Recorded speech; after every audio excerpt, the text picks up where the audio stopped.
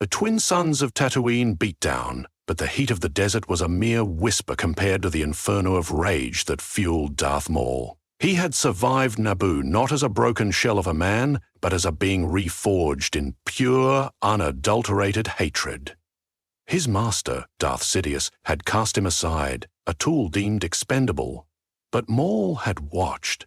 He had learned. He saw the intricate web of deception Sidious wove, the slow, insidious conquest of the galaxy through political machinations. Maul found it inefficient, tedious. While Sidious manipulated the Republic from within, orchestrating the Clone Wars, Maul gathered his own dark disciples, not through persuasion, but through sheer, terrifying dominance. He found Savage Opress, a brute of immense power, and together they carved a bloody swath through the Outer Rim, building a shadow empire of loyalists, mercenaries, and Force sensitives drawn to raw power. The opportune moment arrived not with a grand Senate address, but with a sudden, brutal strike. As the Clone Wars raged, and Anakin Skywalker, ever the volatile prodigy, was deep in the Outer Rim, Maul made his move. He confronted Sidious not in the Chancellor's office, but in the depths of a forgotten Sith temple on Coruscant, a place of immense dark side energy that Sidious frequented.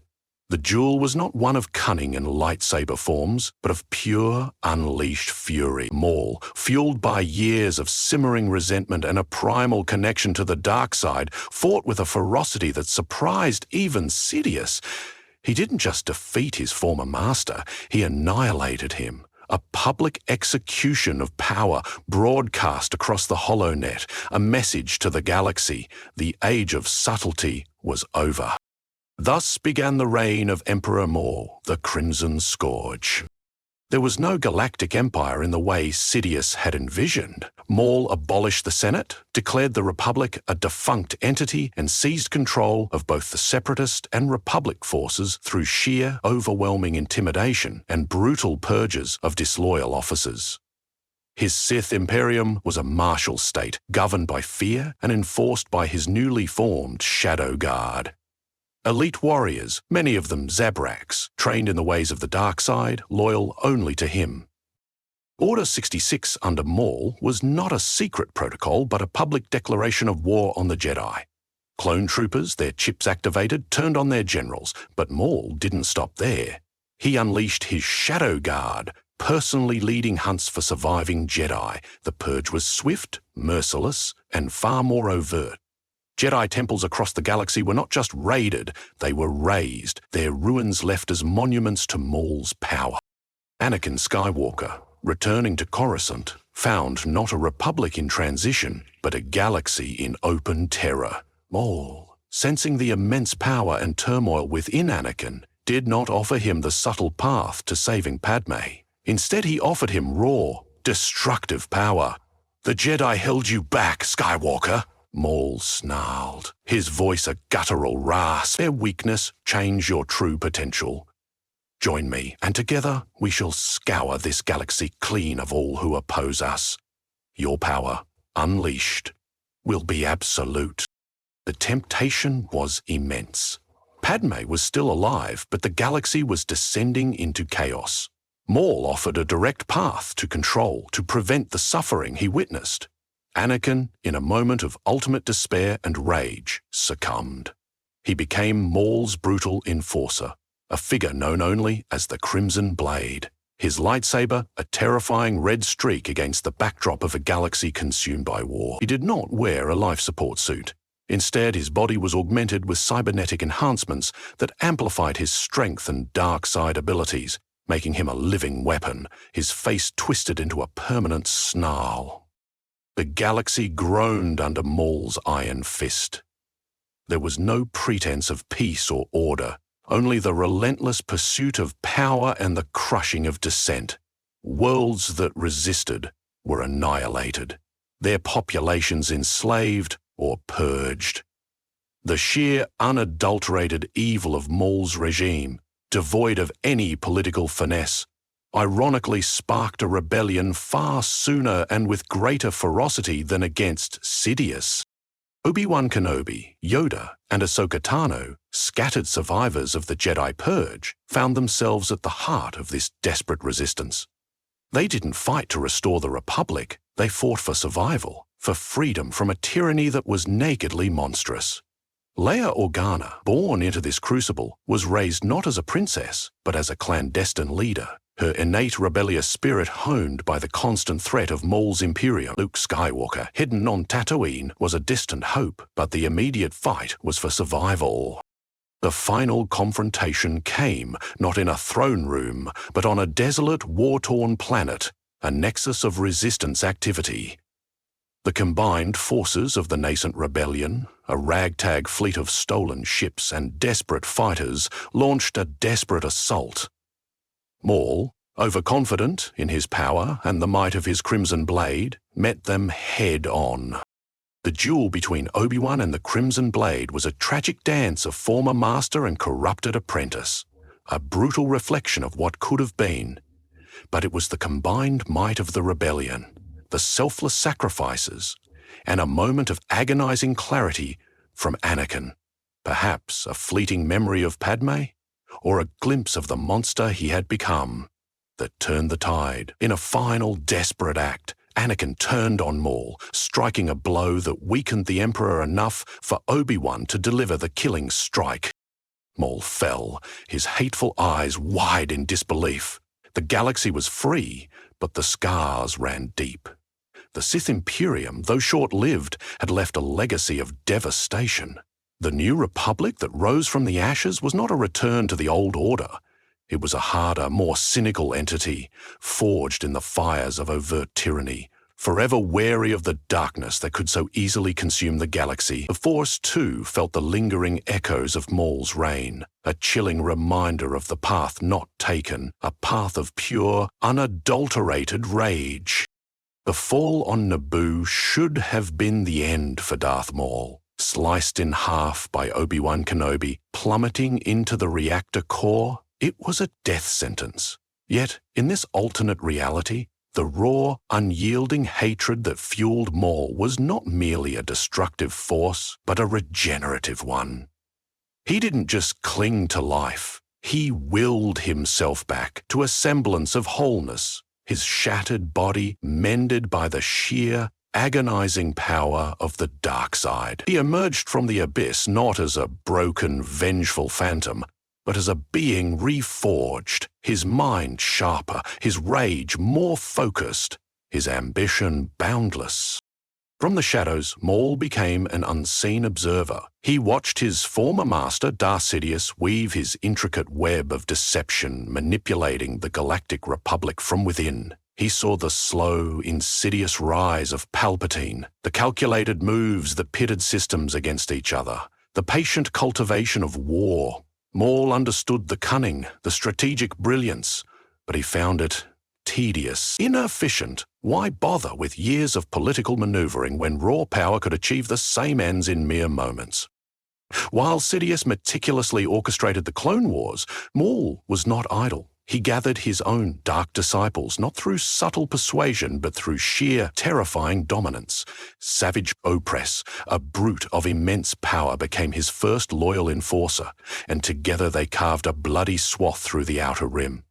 They built a shadow empire of loyalists, mercenaries, and Force sensitives drawn to the undeniable, terrifying strength of Maul's presence. The opportune moment arrived not with a grand Senate address, but with a sudden, brutal strike. As the Clone Wars raged, and Anakin Skywalker, ever the volatile prodigy, was deep in the Outer Rim, Maul made his move. He confronted Sidious not in the Chancellor's office, but in the depths of a forgotten Sith temple on Coruscant, a place of immense dark side energy that Sidious frequented. The duel was not one of cunning and lightsaber forms, but of pure, unleashed fury. Maul, fueled by years of simmering resentment and a primal connection to the dark side, fought with a ferocity that surprised even Sidious. He didn't just defeat his former master, he annihilated him, a public execution of power broadcast across the holonet, a chilling message to the galaxy. The age of subtlety was over. With Sidious's demise, the galaxy braced for a shift. But none could have predicted the sheer, unadulterated brutality of Emperor Maul's ascent. There was no Galactic Empire in the way Sidious had envisioned, no slow, deceptive transition from republic to tyranny. Maul abolished the Senate with a single guttural decree, declaring the Republic a defunct entity, a relic of a weak and indecisive past. He didn't bother with political theatre or the pretense of order. His rule was immediate, absolute, and terrifyingly direct. He seized control of both the Separatist and Republic forces not through cunning manipulation but through sheer, overwhelming intimidation and brutal purges of disloyal officers. Admirals and generals who dared to question his authority or cling to old loyalties found themselves swiftly executed, their faith serving as stark warnings to others. The chain of command was simplified: obey or perish.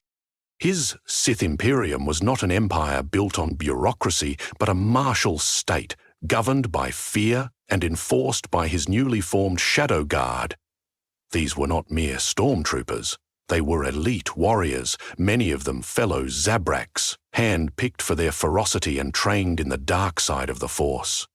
They were Maul's eyes and ears, his instruments of terror, loyal only to him and utterly ruthless in their duties.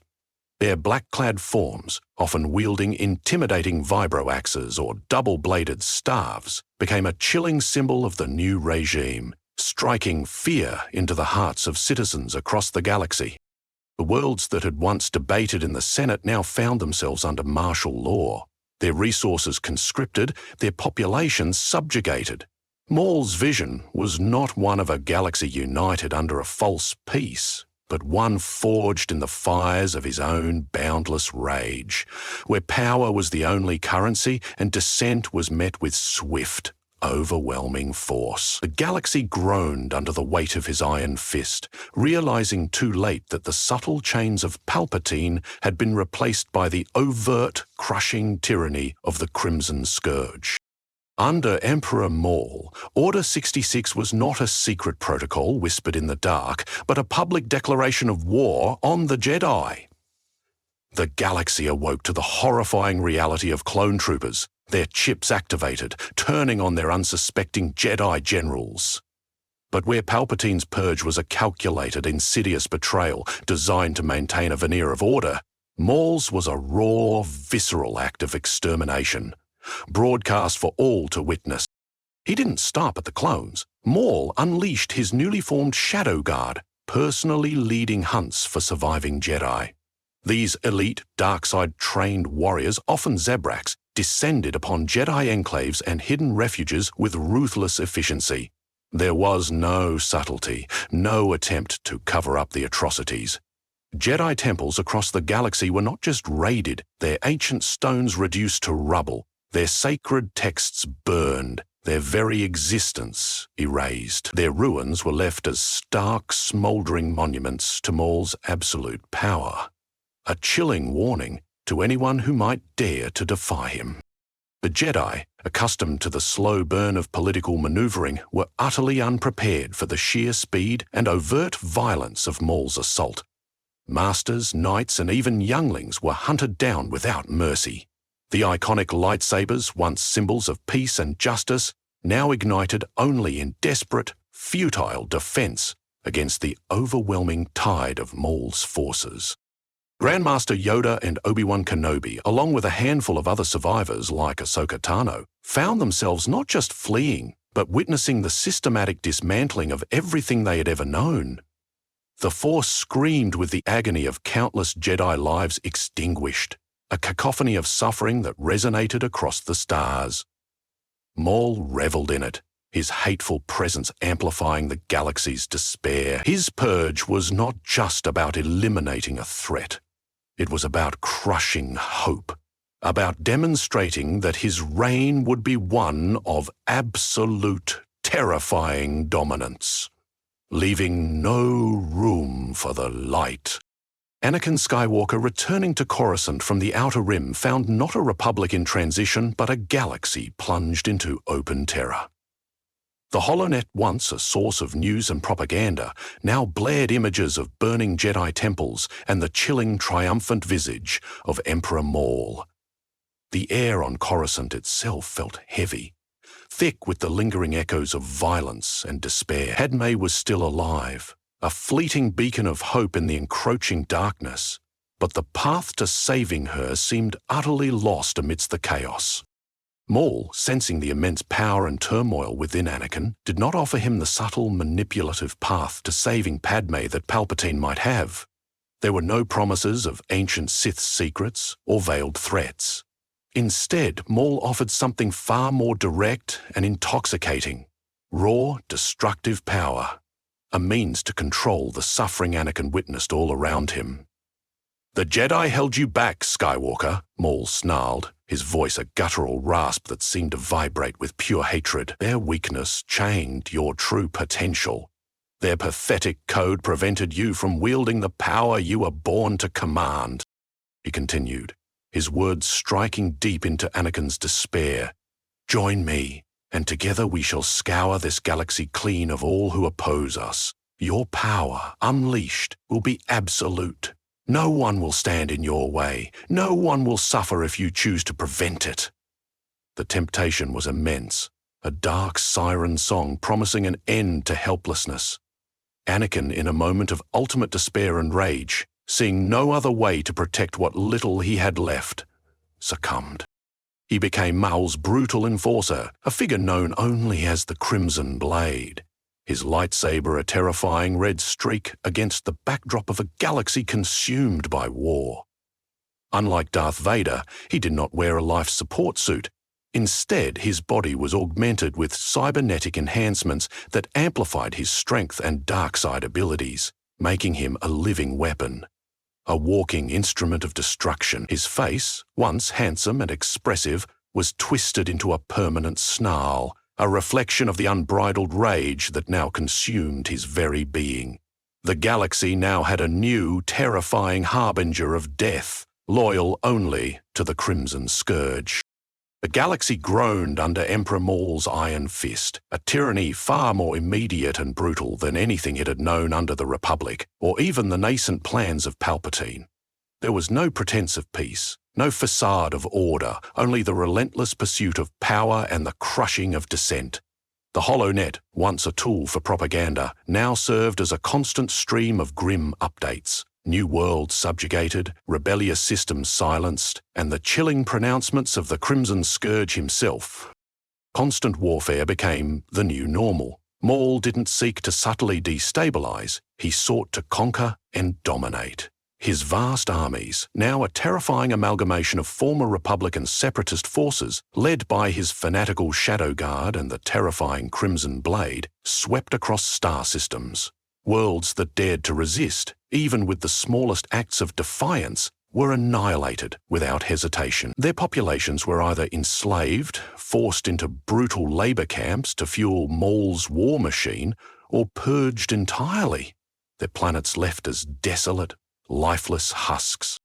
Fear was the primary currency of this new regime. Citizens lived under constant surveillance, their every move scrutinized by the ubiquitous Shadow Guard. Whispers of dissent were met with swift and public executions designed to instill absolute terror. Maul's rule was not about winning hearts and minds, it was about breaking spirits and enforcing obedience through overwhelming force. The subtle political chess of the Old Republic was replaced by a brutal game of conquest, where the strongest survived and the weak were crushed underfoot. The sheer, unadulterated evil of Maul's regime, devoid of any political finesse or even a hint of a long-term plan beyond domination, ironically sparked a rebellion far sooner and with greater ferocity than against Sidious. People didn't just fear Maul, they hated him with a burning passion, a hatred that began to coalesce into a desperate, fragmented resistance across the galaxy. Every sunrise brought with it the dread of what new horrors the Emperor might unleash, and every sunset the faint, flickering hope that someone, somewhere, might finally stand against him. The sheer, unadulterated evil of Emperor Maul's regime, devoid of any political finesse or even a hint of a long-term plan beyond domination, ironically sparked a rebellion far sooner and with greater ferocity than against Palpatine. Where Sidious had cloaked his tyranny in the guise of order and security, slowly eroding freedoms, Maul's rule was nakedly monstrous. There was no illusion of a benevolent leader, no false promises of peace, just the constant threat of annihilation. This overt brutality, rather than crushing all hope, ignited a desperate, burning hatred across the galaxy. People didn't just fear Maul, they despised him with a passion that transcended species and system. The constant purges, the enslavement of populations, the destruction of entire worlds. These acts were too blatant, too horrifying to ignore. They created a shared enemy, a common cause that united disparate groups who might never have otherwise found common ground. The rebellion that emerged was not a unified, well-organized force like the later Rebel Alliance against the Empire. Instead, it was a desperate, fragmented resistance, born out of necessity and sheer will to survive. Small cells of freedom fighters sprang up on countless worlds, often isolated, communicating through encrypted channels and operating in the deepest shadows. Former separatist sympathizers, disillusioned Republic loyalists, oppressed civilians, and even rogue elements from Maul's own forces began to strike back. They launched daring raids on supply convoys, sabotaged Imperial installations, and rescued enslaved populations. Their victories were often small, fleeting, and costly. But each act of defiance, no matter how minor, was a flicker of hope in the overwhelming darkness. The galaxy, though bleeding, refused to simply lie down and die. The directness of Maul's tyranny paradoxically made the enemy clear, galvanizing a resistance that, while chaotic and desperate, burned with an intensity that promised a long and bloody struggle for freedom. Obi-Wan Kenobi, Yoda, and Ahsoka Tano, scattered survivors of the brutal Jedi Purge, found themselves at the very heart of this desperate resistance. They didn't fight to restore the old Republic. That era of slow-moving bureaucracy and subtle corruption felt like a distant, almost naive dream now. Instead, they fought for something far more fundamental: survival and freedom from a tyranny that was nakedly monstrous.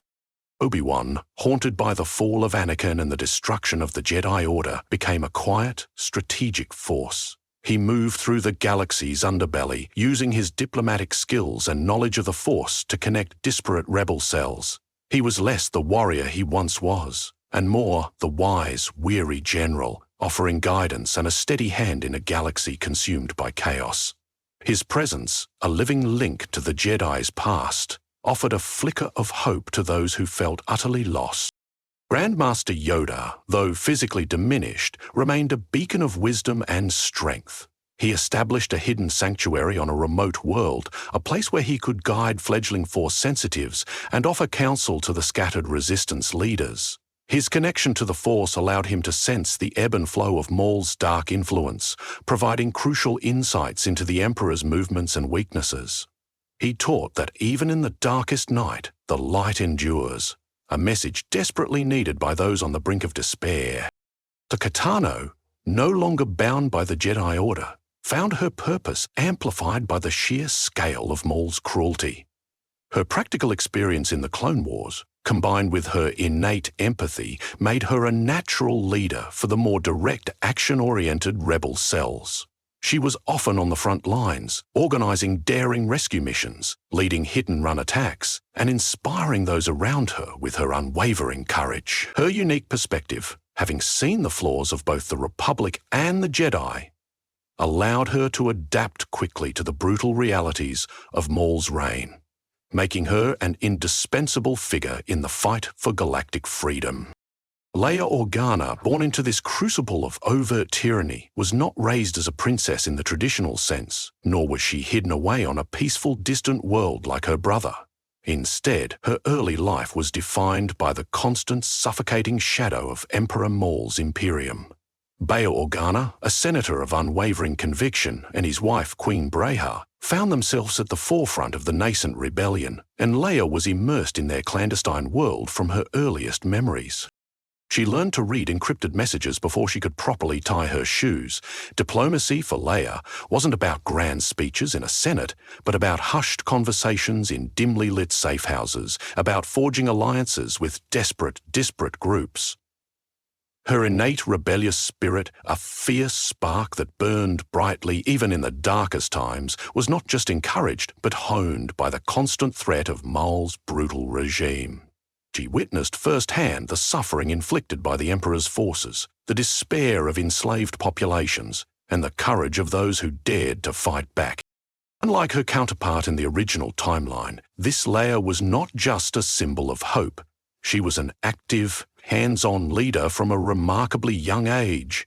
She organized supply runs for starving worlds, coordinated intelligence networks, and even participated in daring rescue missions. Her sharp wit and quick thinking often proving more potent than any blaster. She learned to navigate the treacherous political landscape of the fragmented resistance, mediating disputes and inspiring confidence among weary fighters.